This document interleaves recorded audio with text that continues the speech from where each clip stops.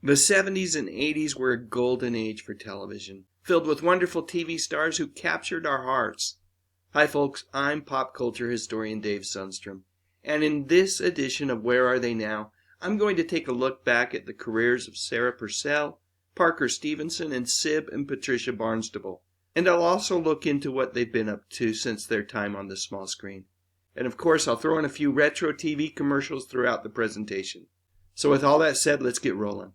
Today I'm going to talk about Sarah Purcell, the former co-host of the popular television show Real People. You know, I really loved Sarah on Real People, which aired from 1979 to 1984 on NBC. The show was a pioneer in reality television and featured real people sharing their stories, talents, and unique experiences. Sarah was known for her warm personality, quick wit, and impeccable fashion sense. And TV viewers gobbled it up. Real People was a huge success, attracting millions of viewers each week and winning several awards, including a Primetime Emmy for Outstanding Informational Series. Real People paved the way for other reality shows like That's Incredible and even America's Funniest Home Videos. I think it's fair to say that its legacy can still be felt in today's reality TV landscape. Sarah, along with the show's other hosts, Skip Stevenson, John Barber, Byron Allen, and Bill Rafferty, well, they became household names, and their warm and engaging personalities helped make Real People a beloved television show. Wait, did I mention that the legendary Fred Willard was on Real People as well? I didn't? Well, now I have. Fred was truly one of the all-time comedic greats. But getting back to Sarah, even before Real People, she had become a fixture on television. I remember her on the weekday game show The Better Sex, which she co-hosted with Bill Anderson. I thought it was a fun show, but it didn't last long, which gave Sarah the opportunity to guest star on a couple of my favorite TV shows from the late 70s, Charlie's Angels and Wonder Woman. Alright, let's take a brief break for a completely unrelated picture of Linda Carter as Wonder Woman. What can I say? Any excuse. Alright, back to business. Even before The Better Sex, Sarah had been a co-host on the morning talk show AM Los Angeles with none other than Mr. Regis Philbin himself. Sarah has some amazing stories about Regis, the favorite of mine being a phone call that she received from him when she originally turned down that gig because she thought she wasn't being offered enough. Regis told her, "Don't be dumb. This is just the beginning," and then hung up. She immediately called the producers right back and took their offer, and the rest is history. The role of morning talk show host is something that she would return to years later while co-hosting ABC TV's Home with Gary Collins during the early 90s. I mentioned earlier that even before Real People, Sarah had guest starred on a handful of TV shows. She really did have aspirations to be an actress, and to that end, Sarah appeared in the 1981 television movie Terror Among Us with Ted Shackelford and Don Meredith. This TV Guide advertisement for the movie is kind of a bummer though, as I can't tell which of those characters there is supposed to be Sarah. And what the heck? They even spelled her name wrong. Come on, CBS, you can do better than that. A couple of years later, Sarah would star in Emergency Room alongside actor Gary Frank. Of the two television movies that Sarah was in, this is clearly the better of the two, and the one you should watch. Now, I know I've been all over the place time-wise, folks, with this video. I'm going to stop and settle down a little bit now because by the mid-90s it feels like Sarah made a conscious decision to step away from actively participating in the entertainment industry. A quick peek at Wikipedia reveals that by that time Sarah and her then husband, Dr. Sandy McClintock, had started a family and they were raising a couple of boys. And I think we all know that that can be pretty much a full-time job. These days, Sarah continues to be a mother, now step-parenting a couple more kiddos with her third husband, Chip Schultz. She is also extremely passionate about volunteer opportunities, and in particular, one organization that is near and dear to my heart as well. Sarah is extremely active with Big Brothers and Big Sisters, an organization that creates and supports one-to-one mentoring relationships with boys and girls who might not always have that kind of support. There is a video right here on YouTube where Sarah talks about her involvement, and truthfully, I find her passion for the program to be truly inspiring. I also enjoyed her recent conversation with comedian Steve Bluestein, which you can find right here on YouTube as well. Their conversation goes way back to the beginning of her career, and it's clear that these two friends really enjoy visiting with each other. So while Sarah may have left the entertainment industry behind, it's clear to me that she continues to inspire others with her creativity and passion. She has also remained a beloved figure in the hearts of many Real People fans like myself, who fondly remember her for her infectious energy and, well, just look right there, folks, her warm smile. Wednesday, it's a Veterans Day salute. We honor you. On Real People. Then the naked truth is revealed on the girls' night out as Mrs. G puckers up on Facts of Life. Then Alex is jumping and about to crash. You're completely out of control. Could he be hooked on drugs? Family ties. Real People, be there Wednesday. What would you do for a Klondike bar? Will you honk like a goose? Hey, she'll do anything. No, not me, not anything. Yes, she will. Honk? No, that's asking too much, it really is. She'll do it. Klondike's got rich chocolate over thick vanilla ice cream. Honk. Pardon me? Honk, honk, honk. Very nice. For that chocolate-coated ice cream, loaded big and thick, no room for six. What would you do for a Klondike bar? Little bite sweetness? I got a honk, huh? What a beautiful drink. Tab Cola for beautiful people. Tab, you're beautiful to me. Real cola tastes just 1 calorie. Tab Cola, you're beautiful to me. Great taste, 1 calorie. Tab. I'm Jane Kennedy with a new way to enjoy the beautiful taste of Tad. New caffeine-free Tad. If you're going caffeine-free, this taste is for you. Growing up, I was a big fan of this guy's work. Well, if I'm to be completely truthful, it really wasn't Parker Stevenson's entire resume that made me a fan. No, truth be told, I was just excited to see Parker, along with Sean Cassidy, play the Hardy Boys, Frank and Joe Hardy to be precise, on television. You see, I was a big fan of the book series by Franklin W. Dixon, a fictional author created to allow a number of different ghostwriters to pen these wonderful detective stories aimed at boys between the ages of 10 and 14. Occasionally, when my dad would travel, he would bring me home one of the books in the series, along with a TV guide from wherever he was traveling, as a gift. And then over the course of the next few weeks, he would read a chapter each night as my siblings and I would struggle to go to sleep. Magical times and a lot of great memories with these books.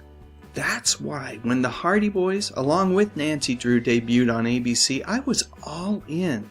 And although most episodes didn't have the Hardy Boys teamed up with Nancy for a mega mystery of some sort, I really did love it when it occasionally happened. That was definitely the best of both worlds.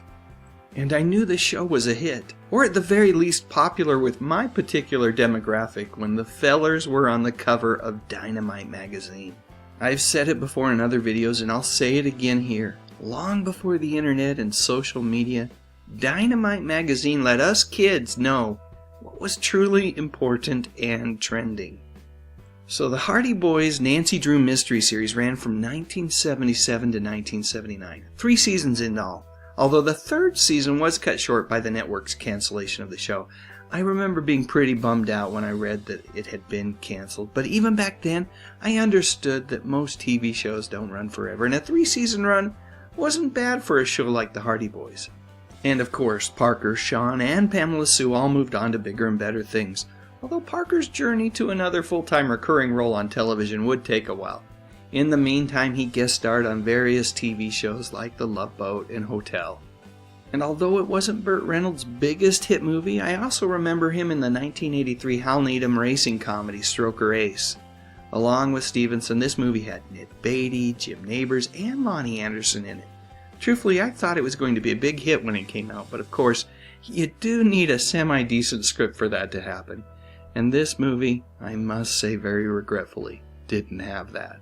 After scoring a recurring role in 1985 on Falcon Crest, Parker landed even cooler gigs on his very own TV show in '88 called Probe, and then, a year later after that show was cancelled, as Craig Pomeroy on the 1st season of Baywatch.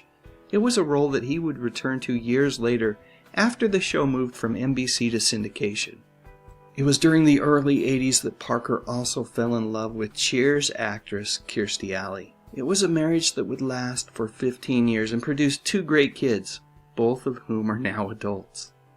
While continuing to act, Parker again found love a couple years back and remarried.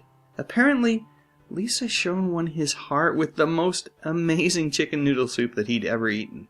Lisa is something of a celebrity herself, having appeared on cooking segments on various morning network television shows. And she has her very own YouTube channel that you absolutely need to check out. The food that she whips up in her videos, well, they really do seem to be pretty darn amazing. And Parker continues to work in the entertainment industry. A few years back, he found himself once again working alongside everyone's favorite girl detective, Pamela Sue Martin, in the holiday romance, My Christmas Prince. I've got to say, it was just so much fun to see these 2 actors work together again. Yep, after all these years, they've still got chemistry.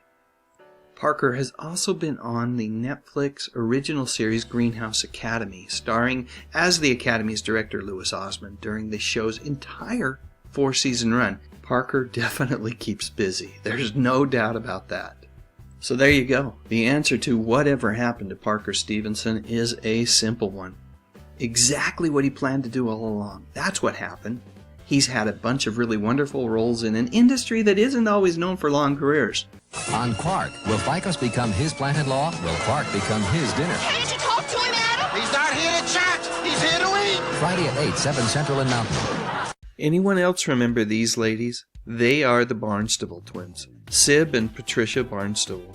And during the 8 episodes of their short-lived NBC television show, Quark, these 2 played a couple of clones, both named Betty. I know a lot of folks don't remember Quark, but based on the number of requests that I get to do something on it, and in particular on the Barnstable twins, I'd say that there are at the very least a handful of people that do. Quark wasn't the first time that the Barnstable twins had gained notoriety. Patricia had the honor of being crowned Miss Kentucky in 1971, and a year later the 2 began their showbiz career in earnest by singing and dancing in Bob Hope's last USO Christmas tour in Vietnam. After that, the twins appeared in a series of commercials for Double Mint Gum. Yep, these 2 were one of the more well-known and famous sets of Double Mint twins. In fact, the 2 became so well-known that they started appearing on the covers of a handful of national magazines. No, I'm not talking about that one. That particular cover wouldn't happen until a few years later after Quark. I'm going to bounce all over the place time-wise on this video. So getting back to Quark. Starring Richard Benjamin, the premise of this show is pretty darn simple. Adam Quark is the captain of a United Galaxy Sanitation Patrol Cruiser, an interstellar garbage scow that goes around collecting space baggies. Of course, along the way, Quark and his crew have all sorts of crazy adventures, only semi-related to their primary mission. The crew were a pretty darn interesting cast of characters. In the bottom left there you have Gene, who was a transmute, meaning that he was both genders. And over there in the bottom right section is Ficus, who although he has a human form is plant-based, which allows him to regrow body parts if he loses one. And then up there in the top right corner of the picture you have Conrad Janus, who was Otto Palindrome, the commander who Quark received his assignments from. And then there were the Bettys. One is human, the other a clone, and neither of them know which is which. I've got to say that these 2 were a couple of badass space babes. Now, there are obvious reasons why I was a fan of the Bettys, but I've got to say that by the time the late 70s rolled around, I was all in on the idea of cloning. Any movie, TV, or theatrical film that happened to have anything to do with clones, well, I was there. And I'm getting way off topic here, but speaking of clones, I loved that song by Alice Cooper that he released right around the same time as Quark. Awesome stuff for one of rock's all-time greats. But back to the Barnstable twins. After Quark was canceled, the twins made a bunch of TV appearances, mostly talk shows, but I do remember an episode of The Love Boat as well. And then I must admit that the twins kind of fell off my radar. So what happened? Well, I do know that life went on for the both of them. Happily, I should say. Patricia got married and had a child, and Sib tied the knot at some point as well, but she did later on divorce. While never completely out of the public eye, I think it's fair to say that at that point in their lives, both Sib and Patricia were happy with the road that they were each traveling down. And then tragedy struck. In 2003, Patricia lost her husband, Dr. David Brown, due to complications from diabetes. Somewhat ironically, a few years earlier, the Barnstable twins had started hosting a gala event each year during the Kentucky Derby, which raised funds for diabetes research. Their efforts resulted in the establishment of the Barnstable Brown Foundation in 2008. And for over 30 years now, Patricia and Sib have hosted a one-of-a-kind, dare I say, legendary annual event that to date has raised over $15 million for diabetic research. And would you believe it? These ladies are now 70 years old. Holy cow, they look great. Like I said, I'm going to be bouncing around a bit, so let's go back to 2013. This is interesting. Sib was teaching at Santa Monica Community College, which offered courses in commercials, improv, acting, and filming. I love it when actors give back this way. Absolutely fantastic. Don't hide it. Flash 'em your copper tone tan. Flash 'em the dark tan. Flash 'em the fast tan. Flash 'em a copper tone tan. Get the tan you've gotta flash with copper tone lotion, butter, oil. Then turn it loose. Flash 'em the dark tan. Flash 'em the fast tan. Flash 'em a copper tone tan. Flash 'em a copper tone tan. Polaroid's One Step is the simplest camera in the world. You just press one button. How many does it have? One. And that's all you can press.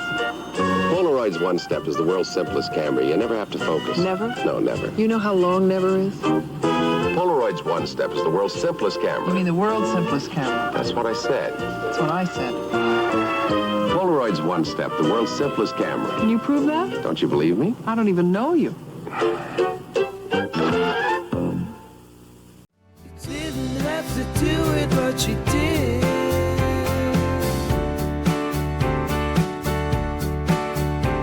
So thank you very much for your support, for your support, for your support.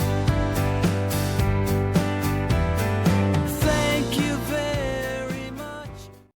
Click on that thumbnail 'cause it's time to go. Dave's got the classics, let the memories flow. TV shows and movies that we all hold so dear. On his YouTube channel, he's keeping memories near. Dave Sundstrom, bringing back the good stuff, oh yeah.